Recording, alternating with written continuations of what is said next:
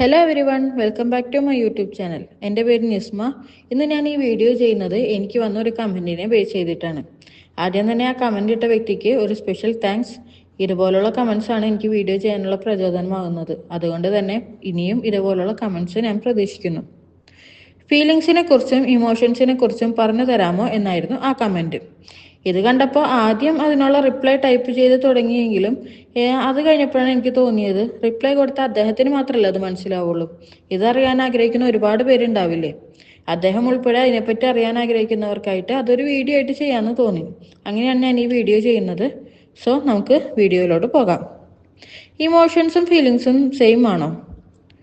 Emotions feelings എന്നൊക്കെ നമ്മൾ common ആയിട്ട് ഉപയോഗിക്കാറുള്ള വേർഡ്സ് ആണെന്നുണ്ടെങ്കിലും അതേമാതിരി അതിൻ്റെ ഡിഫറൻസ് എന്താണെന്നോ അല്ലെങ്കിൽ അതെന്താണ് കാര്യമെന്നോ നമ്മൾ കൂടുതലായിട്ട് ചിന്തിച്ചിട്ടുണ്ടാവില്ല. ശരിയല്ലേ? നമുക്കതൊരു ഉദാഹരണത്തിൽ നിന്ന് തന്നെ തുടങ്ങാം. നമ്മളിപ്പോൾ അറിയാത്തൊരു സ്ഥലത്ത് ഒറ്റപ്പെട്ടു എന്ന് വിചാരിക്കുക. എന്തായിരിക്കും നമ്മുടെ അവസ്ഥ? നമുക്ക് പേടിയും ടെൻഷനും ഒക്കെ ഉണ്ടാവും, അല്ലേ? നമുക്ക് ആ സമയത്തായിരിക്കും പണ്ട് നമ്മുടെ ഗ്രാൻഡ് പാരൻസോ അല്ലെങ്കിൽ പാരൻസോ ഒക്കെ പറഞ്ഞു തന്ന പഴയ കഥകൾ, അതേപോലെ കസിൻസ് ഫ്രണ്ട്സൊക്കെ പറഞ്ഞു തന്നിട്ടുള്ള ബഡായി കഥകൾ, അല്ലെങ്കിൽ എവിടെയെങ്കിലും എന്തെങ്കിലും വായിച്ചത്, ഇതൊക്കെ നമ്മുടെ മനസ്സിലേക്ക് ഓടിയെത്തുന്നത്. ആ ഓടിയെത്തുന്ന കാര്യങ്ങൾ നമ്മുടെ മനസ്സിൽ കുറേ പേടിപ്പെടുത്തുന്ന ചിന്തകൾ ഉണ്ടാക്കും, അല്ലേ? അതിനോടുകൂടി നമ്മളുടെ ഹാർട്ട് ബീറ്റ് ഒക്കെ കൂടും. നമ്മുടെ മുഖത്തും ബോഡി ലാംഗ്വേജിലൊക്കെ അത് എഫക്റ്റ് ആവുകയും ചെയ്യും.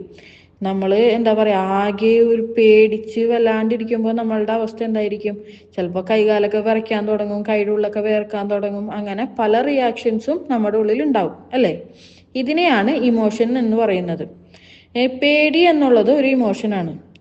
ഇങ്ങനെ നമ്മുടെ സിറ്റുവേഷൻസ് അനുസരിച്ച്, നമ്മൾ ഏത് സിറ്റുവേഷൻസിലാണോ ചെന്ന് പെടുന്നത് ആ സിറ്റുവേഷൻസിനനുസരിച്ച് നമ്മുടെ ഉള്ളിൽ അറിഞ്ഞോ അറിയാതെയോ സ്റ്റോർ ആയിട്ടുള്ള ചിന്തകളെ ഉണർത്തുകയും അതിനനുസരിച്ച് ശരീരത്തിൽ ഉണ്ടാവുന്ന പ്രതികരണങ്ങളെ ഉണർത്തുകയും ചെയ്യുന്ന ശാരീരികവും മാനസികവുമായ അവസ്ഥയെയാണ് ഇമോഷൻസ് എന്ന് പറയുന്നത്. നമ്മുടെ ഇമോഷൻസിനോട് മാനസികമായിട്ട് എങ്ങനെ പ്രതികരിക്കുന്നു എന്നുള്ളതാണ് ഫീലിങ്സ് എന്ന് പറയുന്നത്. അതായത് സൈക്കോളജിക്കലി പറയുകയാണെന്നുണ്ടെങ്കിൽ സ്റ്റേറ്റ് ഓഫ് അവയർനെസ് എന്ന് പറയും. നമുക്ക് ഒരുപാട് സൈക്കോളജിക്കൽ ഇതിലോട്ട് പോകണ്ട, നമുക്ക് സിമ്പിളായിട്ട് ഇതിനെക്കുറിച്ച് പറയാം. ഇപ്പോൾ നേരത്തെ പറഞ്ഞ ഉദാഹരണം വെച്ച് നോക്കുകയാണെന്നുണ്ടെങ്കിൽ നമ്മൾ അങ്ങനെ ഒരു സിറ്റുവേഷനിൽ പെട്ട് കഴിഞ്ഞാൽ നമുക്ക് കരച്ചിലായിരിക്കുമല്ലോ വരാം. അങ്ങനെ ആ കരച്ചിൽ വരുന്നത് ആ ഒരു ഇതിനെയാണ് പറയുന്നത് ഫീലിങ്സ് എന്ന് പറയുന്നത്. നമുക്ക് ആ സമയത്ത് ഉണ്ടായിട്ടുള്ള ആ ഒരു ഫിസിക്കൽ ആൻഡ് മെൻ്റൽ ചേഞ്ചസിൽ നിന്നാണ് നമുക്ക് ആ കരച്ചിൽ ഉണ്ടാവുന്നത്. അതാണ് ഫീലിങ്സ് എന്ന് പറയുന്നത്. നമുക്ക് എന്തെന്നാണോ ആ ഇമോഷൻസിനെ ബേസ് ചെയ്തിട്ട് ഉണ്ടാവുന്ന ആ തോട്ട്സും അതിൽ നിന്നുണ്ടാവുന്ന അവസ്ഥയും അതാണ് ഫീലിങ്സ്. നമുക്ക് നമ്മുടെ ഇമോഷൻസിനെ കൺട്രോൾ ചെയ്യാൻ പറ്റും, പക്ഷെ ഫീലിങ്സിനെ കൺട്രോൾ ചെയ്യാൻ സാധിക്കില്ല. നമ്മൾ ഓരോ സിറ്റുവേഷൻസിലും റിയാക്ട് ചെയ്യേണ്ടത് എങ്ങനെയാണെന്ന് നമ്മളെ മനസ്സിലാക്കി തരുന്നത് ഇമോഷൻസ് ആണ്. അത് നമ്മുടെ ഉള്ളിൽ അറിഞ്ഞോ അറിയാതെയോ രൂപപ്പെട്ടിട്ടുള്ള ബിലീഫ് സിസ്റ്റം ആണ് ഇതിന് കാരണമാവുന്നത്. നമ്മുടെ ചുറ്റുമുള്ള ആളുകളിൽ നിന്നും അതേപോലെ കടന്നു വന്ന പാസ്റ്റ് എക്സ്പീരിയൻസുകളിൽ നിന്നുമൊക്കെയാണ് ഈ ബിലീഫ് സിസ്റ്റം രൂപപ്പെടുന്നത്. അതായത് നമ്മുടെ പാസ്റ്റ് എക്സ്പീരിയൻസിൽ നമുക്ക് ഉണ്ടായിട്ടുള്ള വിഷമങ്ങൾ, കളിയാക്കലുകൾ, കുറ്റപ്പെടുത്തലുകൾ, നാണക്കേടുകൾ, ഇതേപോലെയുള്ള കാര്യങ്ങളെല്ലാം നമ്മുടെ ഉള്ളിൽ നെഗറ്റീവ് ഇമോഷൻസ് ഉണ്ടാവാനായിട്ട് കാരണമാകും.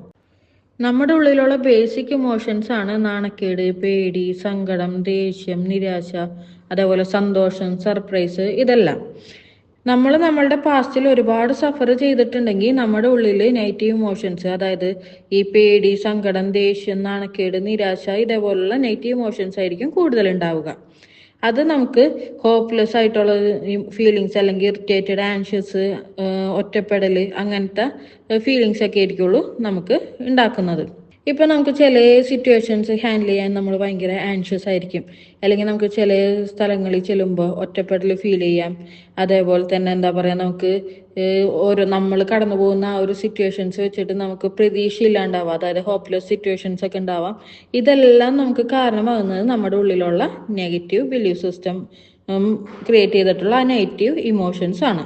ഇങ്ങനെ ക്രിയേറ്റ് ആയിട്ടുള്ള നമ്മളുടെ നെഗറ്റീവ് ഇമോഷൻസിനെ ഹാൻഡിൽ ചെയ്യാനായിട്ട് നമുക്ക് സാധിച്ചു കഴിഞ്ഞാൽ നമ്മൾ ആഗ്രഹിക്കുന്നത് നമുക്ക് നേടാൻ സാധിക്കും. ഇത്തരം നെഗറ്റീവ് ഇമോഷണൽ എക്സ്പീരിയൻസുകളെ ഹാൻഡിൽ ചെയ്യാനായിട്ട് ലോ ഓഫ് അട്രാക്ഷനിൽ ഒരുപാട് പ്രാക്ടീസുകളുണ്ട്.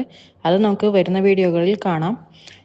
അതേപോലെ തന്നെ നിങ്ങൾക്ക് ഈ വീഡിയോ ഇഷ്ടപ്പെട്ട് കഴിഞ്ഞാൽ നിങ്ങളുടെ വേണ്ടപ്പെട്ടവർക്ക് നിങ്ങൾ ഈ വീഡിയോ ഷെയർ ചെയ്ത് കൊടുക്കുക, ലൈക്ക് ചെയ്യുക, കമൻറ്റ് ചെയ്യുക, അതേപോലെ സബ്സ്ക്രൈബ് ചെയ്ത് സപ്പോർട്ട് ചെയ്യുക. Thank you all and happy manifesting.